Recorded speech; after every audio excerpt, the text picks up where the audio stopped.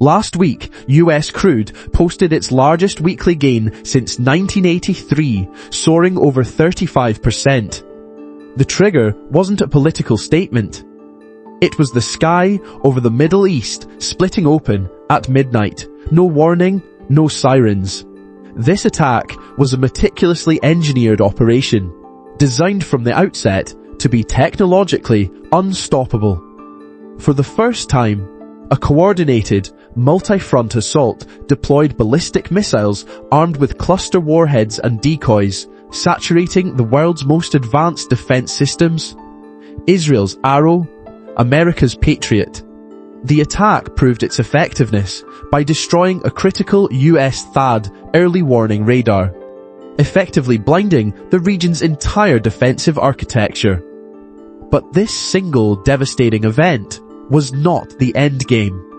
It was merely the opening move of a much larger and far more predictable campaign. That predictable campaign that followed the midnight attack is a system of continuous attrition, built not to win a single engagement, but to exhaust all adversaries simultaneously. This isn't a boxing match with rounds to recover. It's a managed drowning, applying constant multi-vector pressure until the entire defensive system fails. The attacks follow a fixed 24-hour rhythm: morning strikes on Gulf oil facilities and afternoon hits on naval assets in the shipping lanes. Night brings attacks on US installations across Iraq and the Gulf, and another wave on Israel around midnight. Each arrives before damage from the last can be repaired or resupplied, so no front ever resets or can reinforce another. After one such cycle, drone footage of a US base in Iraq showed total operational destruction. Warehouses, command posts, and logistics compounds leveled, and this pressure campaign has produced its first strategic economic victory. By pairing morning attacks on Gulf export infrastructure with afternoon strikes on tankers and their escorts, it has driven shippers and insurers out of the corridor, turning it into a de facto no-go zone. As of this morning, the world's most critical oil artery has been functionally closed, and this closure is not a political gesture. It is logistical paralysis on a fixed timeline. Past oil shocks were embargoes that could be reversed. A blocked choke point physically caps how much oil can leave the Gulf. Right now, tanker traffic through the Strait of Hormuz has collapsed from a normal 130 vessels a day to as few as 8 to 20. That slowdown means 20 million barrels per day are now stranded on tankers that cannot clear the strait. That crude is backing up into onshore storage that is already nearing its physical limits. Operationally, at current production rates with exports choked, Iraq has about 6 days before storage is full. Kuwait, roughly 14. The UAE and Qatar, about 15 to 22. After which, wells must be shut in. This is a cascading shutdown of Gulf export capacity. Markets are not waiting. They are already reacting to this stoppage with vertical price spikes. Qatar's energy minister warns that oil could hit $150 a barrel in the coming weeks. In his words, that kind of shock could bring down the economies of the world. At that level, energy costs surge through supply chains, reignite global inflation, and force central banks toward tighter policy and rising recession risk. For portfolios, that means higher input costs, squeezed margins, and sharp repricing of equities and bonds. All of that is still a crisis of money, prices, profits, balance sheets. In parallel, a far more fundamental threat is now unfolding. The war has crossed a new, terrifying red line, targeting something even more essential than oil. That something is water. Iran has widened the map, warning its northern neighbour, Azerbaijan, to expel Israeli intelligence, signalling that more states and their infrastructure can be pulled into this war. More serious, the war has crossed a line, It is no longer about military or economic targets. The logic is to put civilian survival at risk. Taps and hospitals fed by desalinated seawater. After a US airstrike damaged a desalination plant on Iran's Keshm Island, cutting water to 30 villages, Tehran answered with a drone strike that damaged a similar facility in Bahrain. For the first time in this conflict, Gulf civilian desalination infrastructure was a deliberate target. For decades, megacities like Dubai and Doha were treated as untouchable. Now the technology that keeps them alive, desalination, is a vulnerability. Gulf states such as the UAE and Qatar derive 70 to 98% of their drinking water from these plants. UN University, echoed by Fortune, warns that even a brief disruption makes it impossible to sustain these urban populations. Their water is measured in days, not weeks.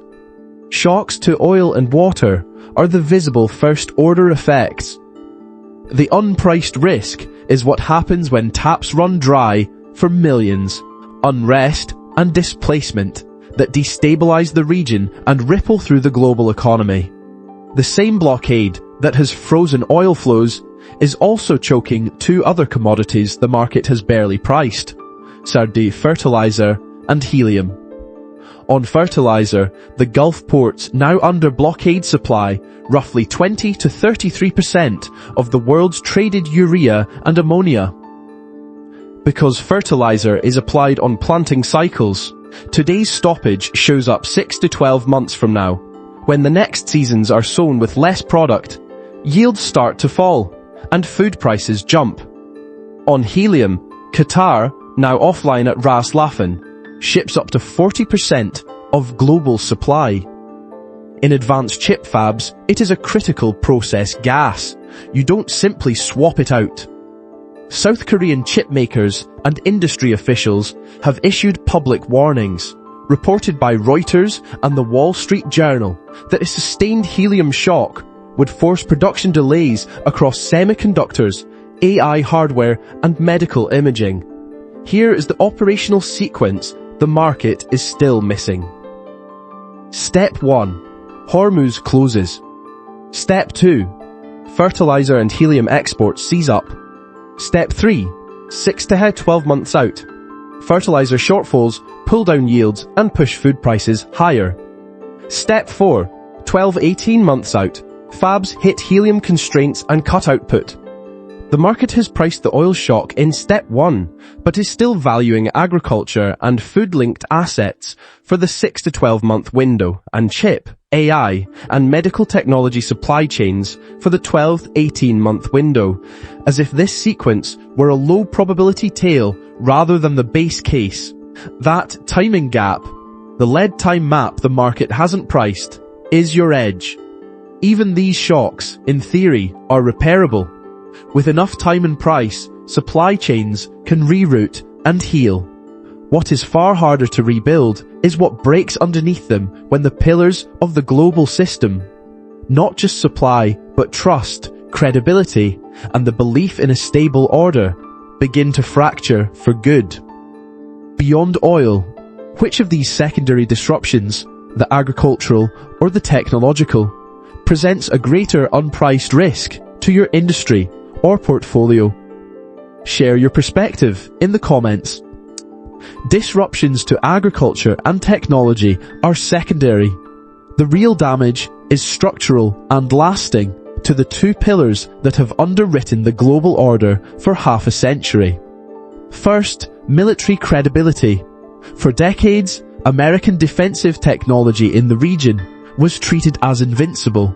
That assumption broke when Iran, under 40 years of sanctions, destroyed the THAAD and TPY-2 radar in Jordan and damaged the 1.1 billion FPS-132 in Qatar, two systems in separate countries, both intended to anchor regional missile defense. Hardware can be replaced. Belief in an impenetrable shield cannot. And once it goes, the deterrent architecture looks thinner. That military exposure feeds into the second pillar, economic trust.